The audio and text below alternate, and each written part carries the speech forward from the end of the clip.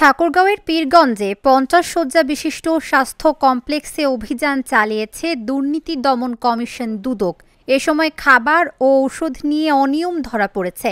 বৃহস্পতিবার দুপুরে নিম্নমানের খাবার পরিবেশন এবং হাসপাতালে মজুদ ঔষধ রোগীদের না দিয়ে বাইরের দোকান থেকে সংগ্রহে বাধ্য করার অভিযোগে এই অভিযান চালানো হয়। দুদকের সমন্বিত ঠাকুরগাঁও জেলা কার্যালয়ের সহকারী পরিচালক মোহাম্মদ আজমির শরীফ মার্জির নেতৃত্বে এই অভিযান চলে। ছদ্মবেশে অভিযান শুরু করে তারা হাসপাতালের বিভিন্ন কার্যক্রম পর্যবেক্ষণ করেন এবং ভর্তি রোগীদের সঙ্গে কথা বলেন। এ সময় অভিযানে দুদকের অন্য কর্মকর্তারাও উপস্থিত ছিলেন।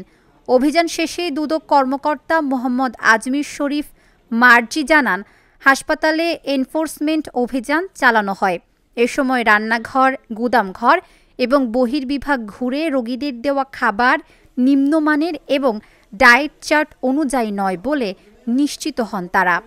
মূলত এখানে প্রধান যে অভিযোগটা ছিল, এখানে এক্স-রে মেশিন সেটা দীর্ঘদিন থেকে এখানে অপারেটর না থাকার কারণে এটি অকেজো হয়ে পড়ে আছে।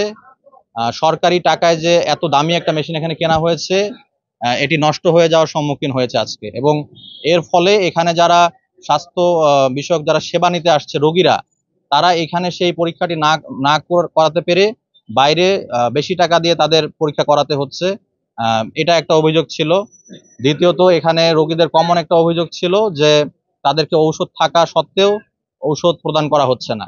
তো আমরা এই ব্যাপারে এখানে যে ফার্মাসিস্ট রয়েছে ওনার রেজিস্টার চেক করেছি এবং আমরা দেখেছি যে উনি বেশ কিছু এখানে অ্যানোমালিজ রয়েছে। যেমন 2 মাস যাবৎ উনি ওনার যে রেজিস্টারটি সেটি আপডেট করছে না।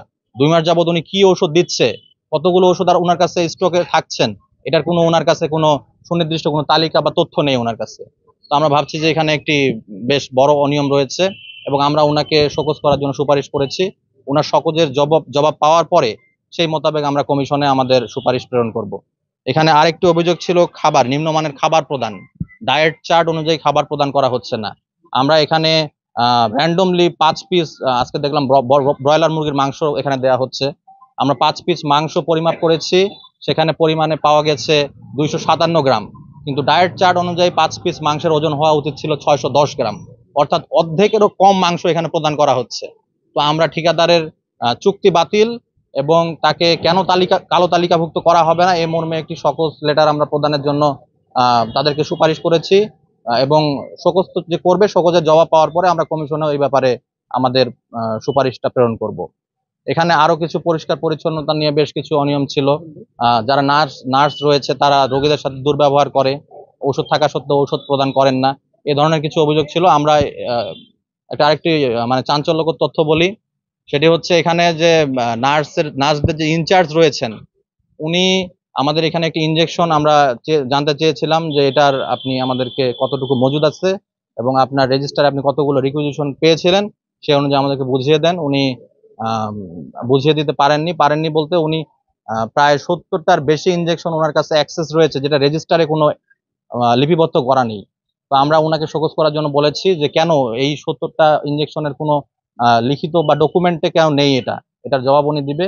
জবাব পাওয়ার সাপেক্ষে আমরা কমিশনে আমাদের দুদকের যে সুপারিশ এনফোর্সমেন্ট টিমের, সেটা প্রেরণ করব। মূলত এই ছিল আজকের কিছু কমন অভিযোগের বিষয়। আমি মোহাম্মদ আজমির শরীফ মার্জি, সহকারী পরিচালক এবং বর্তমানে উপপরিচালকের অতিরিক্ত দায়িত্ব হিসেবে দায়িত্ব পালন করছি দুদক সদর ঠাকুরগাঁও কর্ম।